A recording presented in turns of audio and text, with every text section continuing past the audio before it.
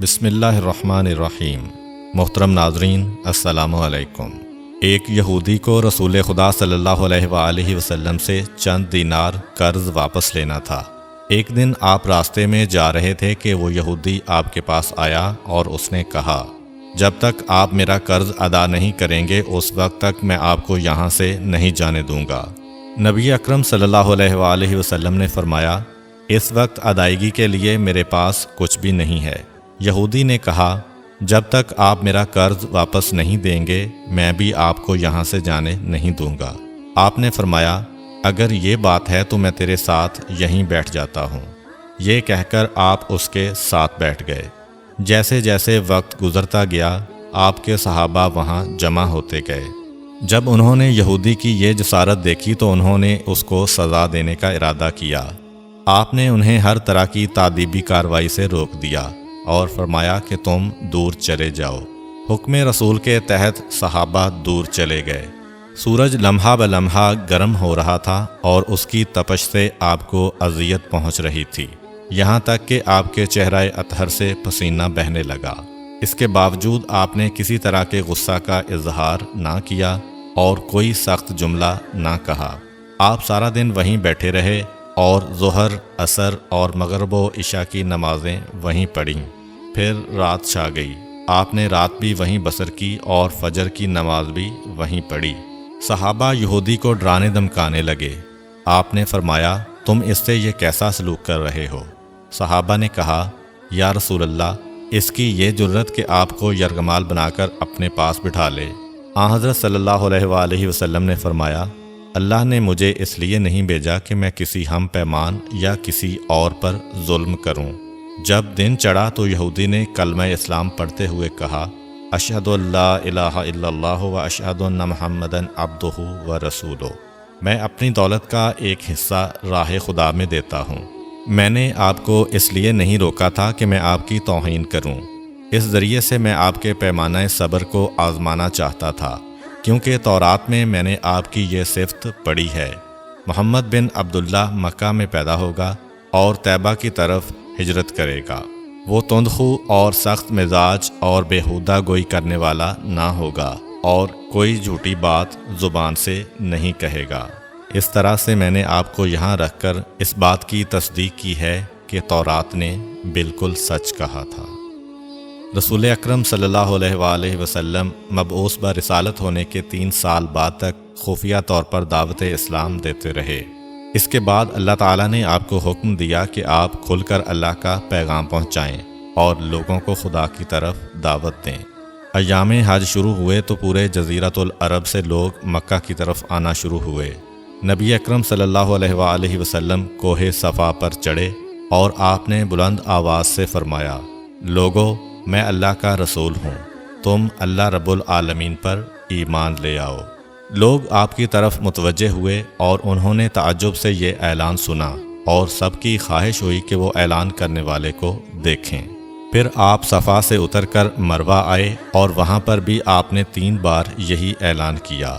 جب ابو جہل نے آن حضرت صلی اللہ علیہ وآلہ وسلم کا یہ اعلان سنا تو اسے سخت غصہ آیا۔ اس نے زمین سے ایک پتھر اٹھا کر آپ کی پیشانی پر مارا، جس سے آپ کی پیشانی زخمی ہو گئی، خون بہنے لگا اور آپ کا پورا چہرہ لہو لہان ہو گیا۔ اس کے بعد تمام مشرکین آپ کو پتھر مارنے لگے۔ نبی اکرم صلی اللہ علیہ وآلہ وسلم مجبور ہو کر کوہ ابو قبیس پر چڑھ گئے اور ایک چٹان کے پیچھے جا کر چھپ گئے۔ مشرکین نے بھی آپ کا تعاقب کیا لیکن آپ انہیں کہیں دکھائی نہ دیے۔ ناکام و نامراد ہو کر انہیں واپس آنا پڑا۔ اسی اثناء میں ایک شخص نے حضرت علی علیہ السلام کو اس واقعہ کی اطلاع دی اور کہا کہ میرا خیال یہ ہے کہ محمد مارے جا چکے ہیں، نعوذ باللہ۔ یہ سن کر حضرت علی علیہ السلام کو شدید دکھ ہوا اور آپ ام المومنین حضرت خدیجہ الکبریٰ سلام اللہ علیہ کے پاس آئے اور ان سے کہا، میں نے سنا ہے کہ مشرکین نے رسول خدا صلی اللہ علیہ وآلہ وسلم پر سنگ باری کی ہے اور بعض لوگوں کا یہ گمان ہے کہ نبی اکرم شہید ہو گئے ہیں۔ آپ روٹی پانی اٹھائیں اور میرے ساتھ انہیں تلاش کرنے کے لیے چلیں، ممکن ہے ہمیں ان کا کہیں نشان مل جائے۔ آپ وادی پر نظر رکھیں اور میں پہاڑ کے دامن میں آپ صلی اللہ علیہ وآلہ وسلم کو تلاش کرتا ہوں۔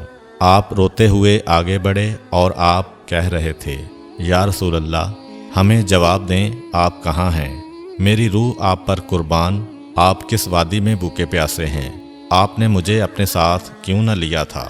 حضرت خدیجہ رو رو کر فریاد کر رہی تھیں، کوئی ہے جو نبی مصطفیٰ کی مجھے خبر دے؟ کیا کسی نے انہیں دیکھا ہے جو مجھے ان کے متعلق بتلائے؟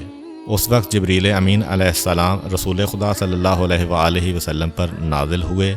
ان کے پیچھے ملائکہ کی بہت سی صفیں تھیں۔ انہوں نے حضرت صلی اللہ علیہ وآلہ وسلم سے کہا، خداوند جبار نے ہمیں آپ کے فرمان کی تعمیل کے لیے بھیجا ہے۔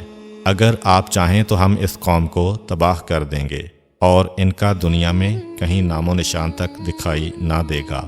رحمت للعالمین نے فرمایا، میں نبی رحمت بنا کر بھیجا گیا ہوں، میں عذاب و انتقام کا حامی نہیں ہوں۔ پروردگار میری قوم کو معاف کر دے، وہ مجھے جانتے نہیں ہیں۔ جبریل امین علیہ السلام نے حضرت صلی اللہ علیہ وآلہ وسلم سے کہا، خدیجہ سلام اللہ علیہا آپ کو تلاش کر رہی ہیں۔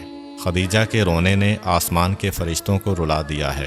آپ انہیں جواب دیں، خدا کی طرف سے اور ہماری طرف سے انہیں سلام پہنچائیں اور انہیں جنت کی بشارت دیں۔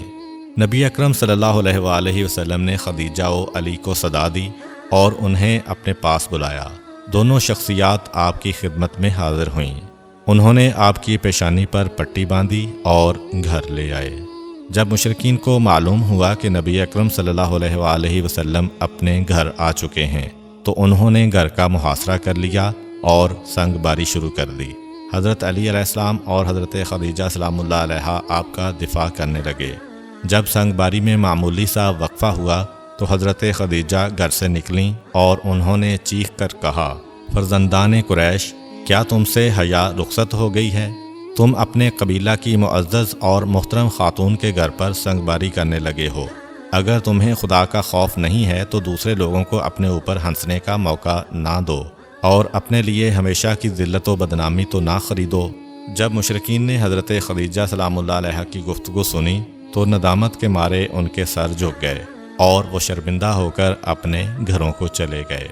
نبی اکرم صلی اللہ علیہ وآلہ وسلم نے دعوت اسلام کا آغاز ان روح فرسا واقعات کے ساتھ کیا تھا۔ آپ پر کروڑوں سلام ہوں۔ آپ نے لوگوں کو گمراہی و ضلالت سے بچانے کے لیے قدم قدم پر تکالیف اٹھائیں اور صدمے برداشت کیے۔ امید کرتا ہوں کہ آپ کو آج کی ویڈیو اچھی لگی ہوگی۔ اگر آپ کو ہماری ویڈیو اچھی لگی ہے تو ویڈیو کو لائک کریں اور مزید اس طرح کی ویڈیوز دیکھنے کے لیے ہمارا چینل سبسکرائب کر لیں۔ ملتے ہیں نیکسٹ ویڈیو میں، اجازت دیجیے، اللہ حافظ۔